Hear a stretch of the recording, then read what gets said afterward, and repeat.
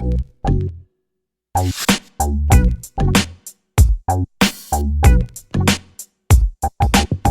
what's up everybody? It's Rox and I'm coming to you today with a review for Love and Hip Hop ATL Season 2, the season finale. You guys, I just finished eating and so I know I got a little bit of the old itis. It's just sitting right here, y'all. Sitting right here on my shoulder. I just can't seem to... I know I should never eat before these videos. I am so sleepy. Just like a brand new baby that had a bottle, y'all, just full. But anyway, we gonna get through this last review. Love and Hip Hop ATL has come to a close. Yes, we have 2 more weeks of shenanigans and then it'll all be said and done. So, with all that being said, you guys, let's get to it, shall we?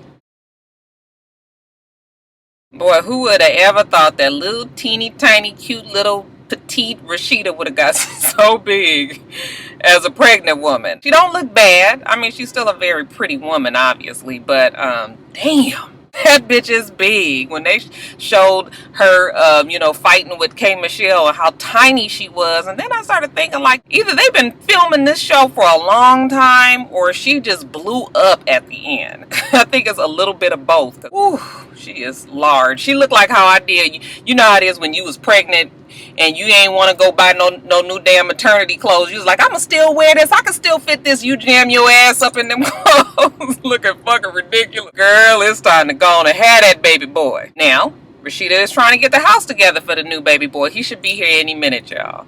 And she invites the girls over. Well, she invites Tracy, Carly Red, and Erica over to the house to help paint the room because Kirk can't be bothered. He out popping wheelies on dirt bikes and shit. She's telling them that this pregnancy has been both a blessing and a curse. Okay, the blessing, of course, is that she's pregnant, healthy. The pregnancy has been very smooth and no problems. The curse, of course, is that her marriage is in shambles. Let her and Kirk tell it. And because of this, you guys, she's thinking about separating from Kirk. Now, do you know that damn Tracy and Carly Red was trying to tell her, no, you can't separate. We all look at you guys as the perfect marriage. You gotta stay with them. And I was just like, really? But then I started thinking like, okay, look at who we talking about here. We talking about Tracy, who still can't get over her shit with Drew. And then we talking about crackhead Carly Red. Okay, so really them two ain't the ones that we really need to listen to at this point. Erica happens to be the voice of reason this time. It's just like, yeah, he say he want to be there for you right now, but for how long? Erica's the whole situation with Scrappy has made her realize that she can have a family. She can be happy without Scrappy. And I think she's just trying to let Rashida know that if he gonna take you through this bullshit right now, if it is real,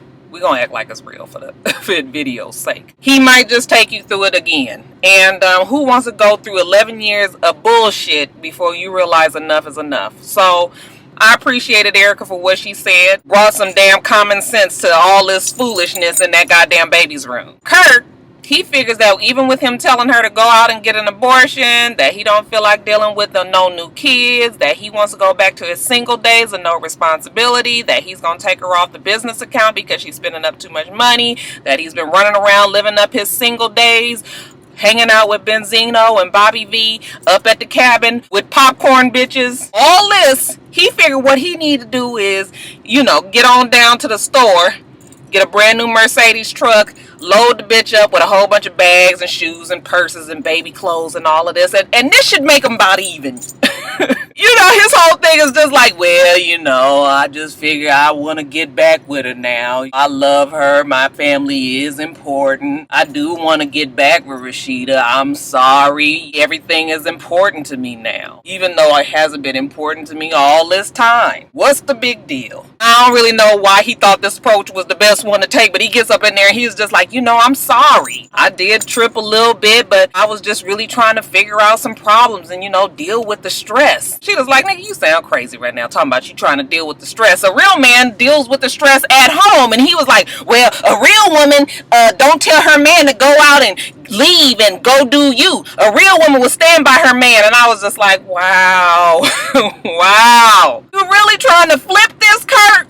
I mean, he is really trying to flip it back on her. That's why it's so hard for me to believe, because it's just absolutely no other way that he could really believe what he's saying. Could he? I know some stupid ass men out there, but for real, like, he is just so. And so she's just like, what do you mean? I've been holding it down. I have been holding this relationship down all this time. If we was gonna look at it like it was real, she has been. Okay, she has been there, and she has, because, honey, most people, by the time they heard about the two women at the cabin house, that'd have been it. That really would have been the straw that broke the camel's back. She has still been like, you need to fight for this marriage, and you need to act like you want to be here, and I should do this, and I could do that. But she ain't never really, never really drew the line in the sand. And I think that's why Kirk just kept pushing it. He was just like, I was trying to irritate you and just really get up under your skin. But why? Why is he mad at her all of a sudden? Because she got pregnant? Like, that's stupid. Because the pregnancy is here, the baby is here now. Obviously, she ain't getting rid of it. She didn't get rid of it. So it's like, now you deal with it. Instead, you mad at her, so you gonna get back at her by just running out and acting and cutting up every single type of food that you can. Oh, I tell y'all, they ain't gonna kill me. Them motherfuckers ain't gonna kill me today. Okay, I'm telling you, I can't get stressed about Kirk and Rashida, because, like I said, I don't even believe it. But when you watch it, you can't help but just be like, this is some bullshit to the highest of bullshitivity. So she was just like, listen, the fact that you came over here to apologize, do I accept your apology? Hell the fuck no. You want this family, then you need to fight for it, okay? And that's all I got to say. Thank you for the gifts. I was like, bitch, you better keep them gifts. So yeah, y'all, that Kirk and Rashida thing, even though we try not to get upset with it, it is just so hard not to just sit there and be like, what? I mean, Kirk ought to win an award. He is the perfect villain. Now, this whole thing with Rashida and K Michelle, I can appreciate the fact that they got together to talk, because out of all the beefs and all the shit that's happened on this show these last 2 seasons, that problem I felt was something way deeper than just some old superficial bullshit that somebody says something, this, that, and the other. Okay, I think that K Michelle and Rashida did have a friendship, and I think K Michelle was rightly upset and offended by what Rashida said about her, situation with Memphis not being real, this, that, and the other. You guys know how I feel about it. I just kind of felt like Rashida should have just never took any type of stance against it. That would have been the better way to do it, but instead she tried to go hard, and you can't really go hard against K Michelle. She learned that the hard way. I think it really did drag down Rashida's likability in the process. So K Michelle and her talk, and they basically come to the conclusion that, okay, we ain't really gonna be best friends and all of that, but I don't want to see nothing bad happen to you. I don't wish you any harm. I would like to be able to see you and walk up to you and say hi and be cordial, and not be all this other, all this back and forth bullshit. Now we know that K Michelle can be a bitch. Even K Michelle was like, I know I can be a bitch. Rashida can try to bring out the Georgia peach hood in her. Not that believable if you ask me, but some of y'all say so, but whatever. And so them two, it was good to see that these two was able to meet somewhere in the middle. Now, why did they do that? I think it's for 2 reasons. One is because K Michelle needs to get her image and her likability up. You telling everybody off on a TV show is really not the way to do it. Them record label people then got with her and was like, bitch, you best to figure it out, okay? Fix it. Rashida, if we're gonna look at her and Kirk's situation like it's real, she's it's time for some humble pie. She was back last season talking about how perfect her marriage was, and how K Michelle was jealous, and how she was never gonna have what she had, and that she was never gonna get married, she was never gonna have this. And then look at where Rashida and Kirk are today. It is so not smart to look a gift horse in his mouth. Am I using that term correctly? It's not the best to just be big up in your marriage to the point where you have to put somebody else down, okay? If your relationship is strong, and then just let it be strong. Don't be up here acting like you got this perfect shit, because what a difference a day make, right? Okay, you see how quickly that shit can turn around? And I thought it was really cool of K Michelle that she didn't even throw that back on Rashida, because if we know the old K Michelle would have been like, yeah, you done did all this talking and look where the fuck you are, okay? About to be a fucking single mama, pregnant with a man who was running the fuck amok all over Atlanta. But she didn't do it, and because there's just no need to. We all see it, okay? We've all watched it, and we all seen how everything has progressed. So K Michelle doesn't even have to say it, and I think Rashida realized that. So it's time to just let bygones be bygones and go on about your business. Speaking of K Michelle, I'm gonna miss K Michelle. I feel like she is such a big part of this show that it's going to be weird. The dynamics of her not being there is going to be strange. Now, I will say that the second half of the season, you know, K Michelle has done a complete 180-degree turn, so she's not quite who she had been anyway. And at the same time, I almost feel like she don't really fit on the show anymore either. So I'm gonna miss her, but then I also feel like maybe she's outgrown the spot. You know, she had them all come out, the girls come out, so it was K Michelle, Joseline, Carly Red, Erica, and Ariane. It was a weird Motley Crue kind of mixture, right? Because yeah, K Michelle and Erica have always been fine, but we know that K Michelle always rode hard for Mimi, so didn't really get along with Joseline until recently. Never got along really with Carly from pretty much the beginning. So it was strange to see them have this kind of whatever this was, and then Ariane being there without hanging on to the clit of Mimi. We so used to her being with Mimi all the time that, you know, it was strange to see. So all of that was weird to me. I was just sitting there looking at them. I was like, okay, well, you know, K Michelle gave the announcement that she's moving to New York and she's working on her album, and you know that she's happy. I do truly get the fact that she's happy. Side note, you guys, now what y'all think is gonna happen with Ariane? They're making this whole big thing about the fact that she's being gay. Is it because that they're going to really ride hard with that storyline next season? Do you guys think that Ariane might have some undercover feelings for Mimi? We've been saying it since the very first season, okay? Before all of this news came out that the bitch was bisexual, it was picked up that she had some kind of something for Mimi. And I'm wondering. I believe that Ariane is probably going to work herself up to a spot on this show, and I really wonder if they're going to go somewhere with that damn gay storyline. What do you guys think? Would y'all tune in for some shit like that? But anyway, getting back to K Michelle, good luck to her. I really hope that it works out for her. It's gonna be interesting seeing her on Love and Hip Hop New York. I think they said she also has her own show. And I'm gonna look forward to seeing all that, and you know, seeing what kind of hell she gonna raise down up there in New York City. So I guess that's goodbye to Miss K Michelle. Oh, they got that young man Scrap looking like he working on the fucking chain gang, right? I was like, damn, do they have razors and a little bit of royal crown to just, you know, put in his hair? Thank God that Scrappy has a nice grade of, you know, curly something, because damn, he was riding that fucking Anthony Hamilton steez too tough. That shit was nappy all around here and not edged up. I was just like, oh, okay, Scrap got that old rugged look. Scrappy said he's learned a lot in the big house. Okay, well, or should I call it the condo? Literally. Inside them four walls, he's just Daryl, okay? And he realizes that he has made a lot of mistakes and that he has to own up to them. So, first person on the agenda, Mama D. You know what, Mama? You, Erica, Shay, y'all all had me going. Y'all had me smoking heavy. Just going. Mama D is real offended that he's trying to point the finger at her, okay? Because her feeling is just like, I ain't put the fucking joint up to your mouth. You did what you did, and don't be trying to sit up here and blame it on me. I guess I kind of agree with Mama D there, okay? We can't all, sometimes we need to realize our fault in situations, but I guess Mama D can be a trigger, or I think a better word would be an enabler. But Scrappy's not willing to let it go. He's just like, half of the reason is Mama D. We your family, Mama. I can't ask you to do anything with Erica, but I can ask you to respect Erica for the sake of your granddaughter. Y'all knew that wasn't gonna go well, okay? Because Erica is the person that pushes Mama D's buttons the most. But Scrappy is just like, Mama, I chose Erica as my baby mama, and that's it, okay? You hear I'm saying baby mama?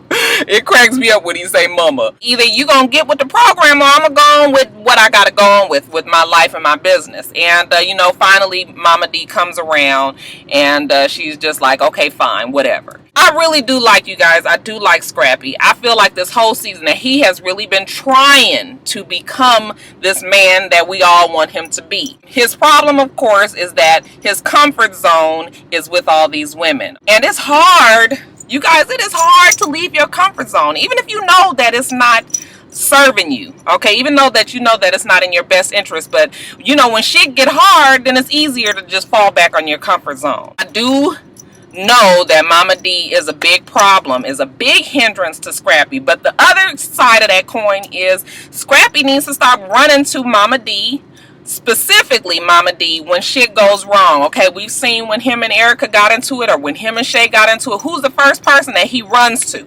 His mother. Okay, now you can tell your mama to get the fuck out my face and I'm gonna do this and I'm a man and all this, but the first person you call when some shit goes south is your mama. Okay, and of course she's your mother. She's used to coming to your aid, your rescue all the time, so she comes. Okay, so it's this never ending cycle, and that's gonna be on Scrappy as well as Mama D. We can't keep on putting all of the fault on Mama D. He needs to be able to step up and be like, I can't keep calling her, let me try and figure this out. This is a natural transition from boy to man, you know, girl to woman. Okay, it is just something that we all go through. Now this conversation with Mama D was probably 10 years too late, but I guess I could say better late than never. This conversation with Erica, I also like that. Okay, actually, Erica, this episode was the Erica that I liked from the beginning, from the very first season. She used to be real cool, real rational before she let all her emotions and all of the other stupid shit get in the way. She has finally realized that this relationship, this 11-year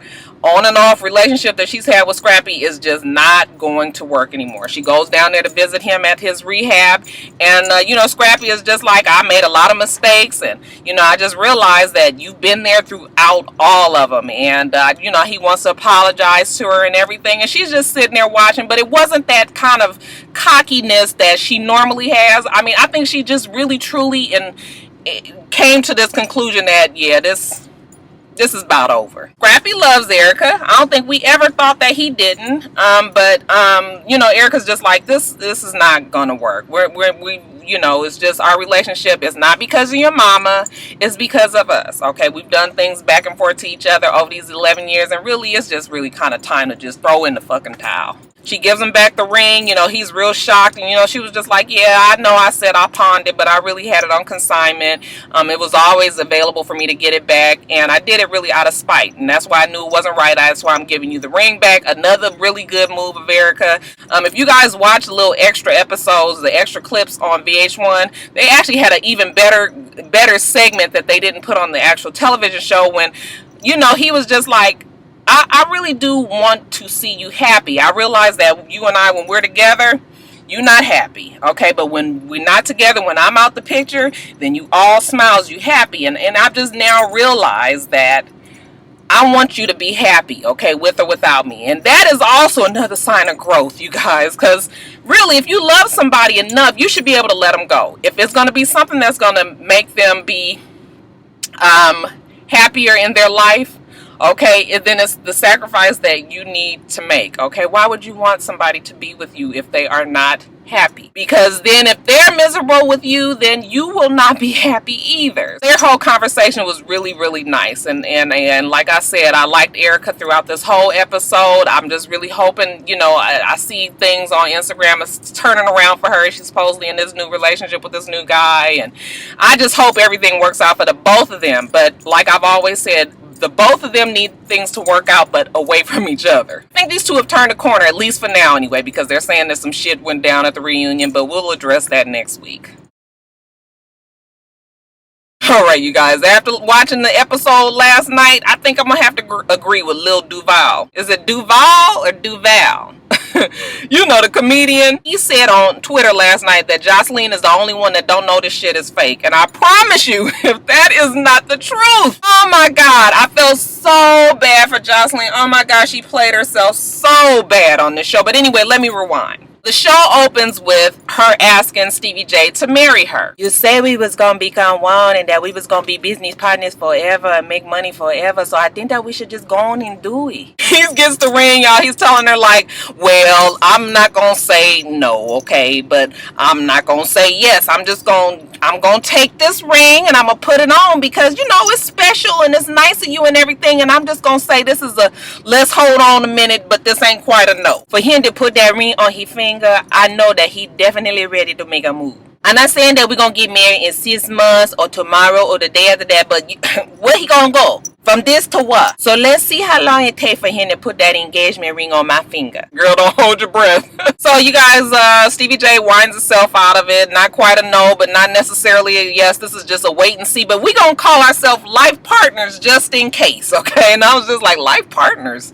Like, isn't that what gay couples call themselves? What does considers me for a straight couple. Now, when Joseline got together with K Michelle and the rest of the girls, and she got up there and told them that her and Stevie J got engaged, I was just like, girl, that is so not the right move. You know your ass did not get engaged. Okay, y'all life partners. Two totally different things, because we don't even know what the fuck life partner mean. I got the feeling that Joseline was trying to gloat because, you know, she knew that Mimi had her cheerleaders there. She had Erica there and Ariane, and she knew that some kind of way that this information was going to get back to Mimi, even though Mimi wasn't there. So I kind of felt like Joseline was kind of digging a hole around herself, not really necessarily the smartest thing to do. When Ariane and Erica went on back and went to see Mimi, you know, Mimi is trying to get her titties to unswell. She just got them done. They tell her, girl, guess what? Joseline was at the thing, you know, she was actually pretty cool. Like, we got along with her, but how about she told us that she got engaged to Stevie J? Mimi is very tickled about this. He sent me a text the other day that said, don't believe whatever you heard. And I guess this is what he meant, okay? So Mimi is just like, whatever. And they're like,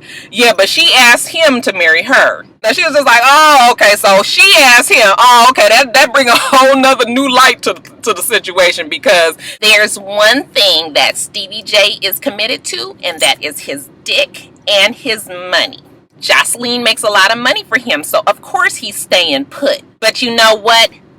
Been there, did that. She is now where I was. That's her problem now. You know what? I was kind of laughing for Mimi, because it's very, very true. Okay, and I was just glad to see that Mimi got on top for once, okay, because y'all know that Mimi been having it rough, and I told you guys at the very beginning of the season that I just wanted Mimi to be able to win sometimes, and this was a little preview that, yeah, I think Mimi is gonna win, at least this round. Now, the ending was a mess, y'all. It was a big ass mess. This is the Stevie J that has to make sure that all his women is on the bus, and he wants to make sure that they all seated there comfortably. The scene opens with him playing the piano. It's a real romantical type scene, y'all, and then when you look on the piano, it's 3 fucking champagne glasses sitting there.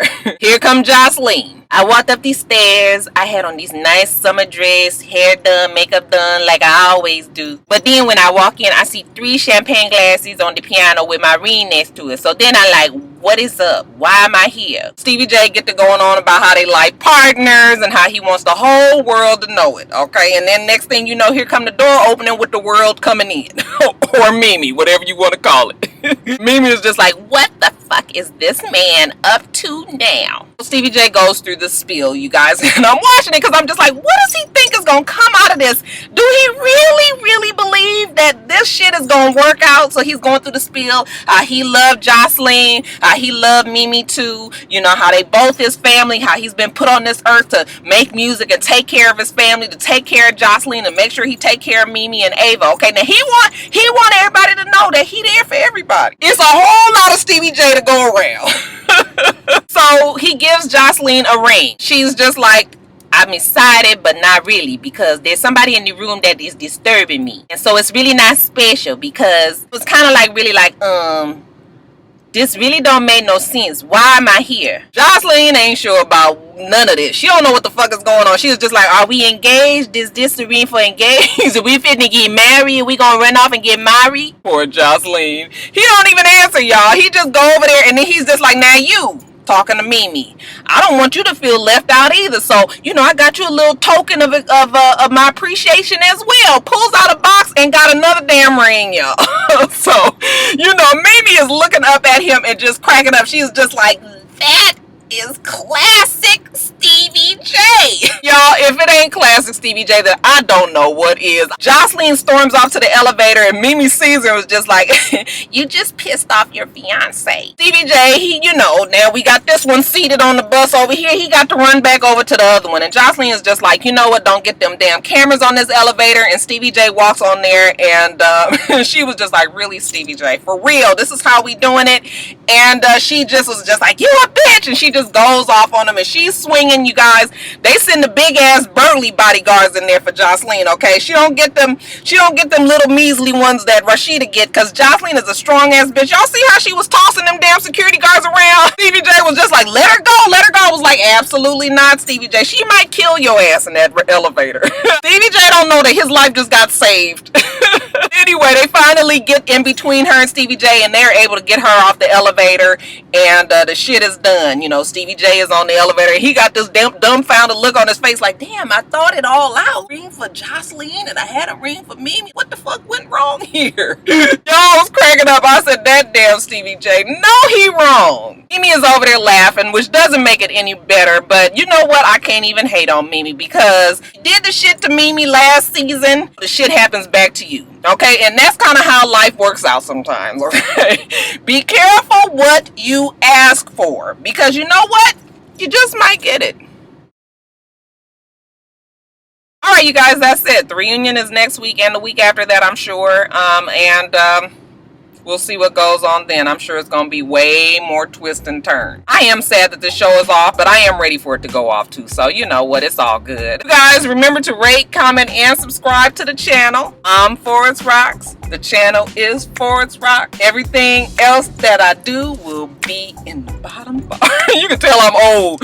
When somebody get to doing the snake, nigga, do they do snake anymore? You guys, I hope that you have a wonderful, wonderful rest of your day, and I plan on doing the same. Until next time, Roxstars. Bye.